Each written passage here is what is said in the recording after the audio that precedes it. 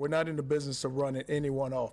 But at some point, when guys don't do what you ask them to do, then you have to. It's not so much you have to do something, but there's rules and there's policies, and if you say that's what we're about, then you have to be about that.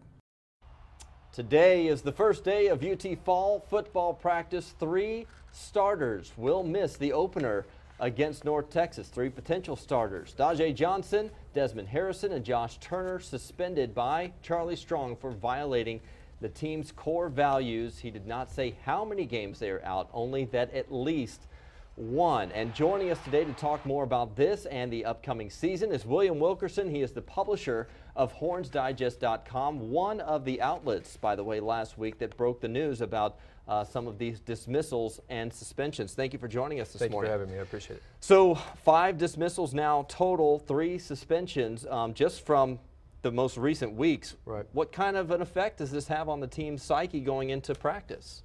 I actually think it's going to have a positive effect. I think Charlie's going to spin this in the right way, try to unify this group. I think you've seen the outspoken players in this group, like Quandre Diggs, Dom Espinosa, really want to limit these guys and get them out of the program if they don't want to be here.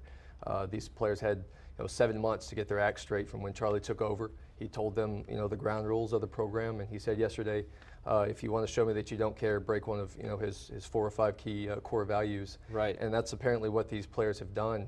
So it's just basically get them out of here and focus on the 80 players, like he said, they're on scholarship doing the right things right now. So I think this will be spun in a positive light for this program. And while it looks like Charlie Strong is laying down the law, he outlined these team rules from the very beginning, and these are repeat offenders. This wasn't just a one and done thing. Correct. All of these, as he mentioned yesterday, were repeat offenders. Joe Bergeron, like you and I were just discussing, a little funny that Strong was kind of singing his praises at Big 12 Media Days. Then right. Just a couple of days later, he's off the team. But that's what we've heard. Apparently, Joe, as far as his academics were concerned, was doing everything right over the summer. Was really looking forward to having a really solid senior season, and it was going to be relied heavily on because Tommy Robinson, the running backs coach, likes to keep those running backs churning in during the game. So something happened with Joe.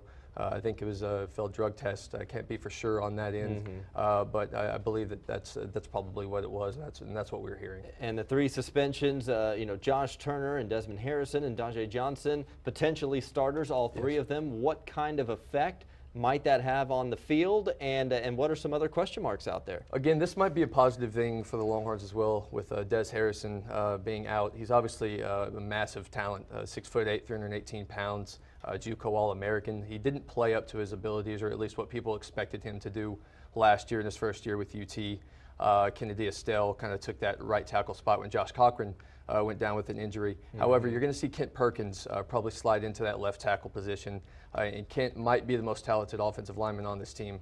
I think you could see a future first, second round draft pick out of this guy. And I think the coaches are going to find it, especially Joe Wickline's going to find it increasingly hard to move Kent Perkins out of that left tackle position once Harrison comes back, because I think Kent Perkins is that good.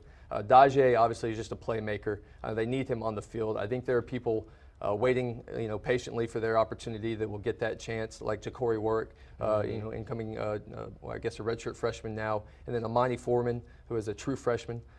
It can really play, and I think Texas fans will be pleasantly surprised with him. Yeah.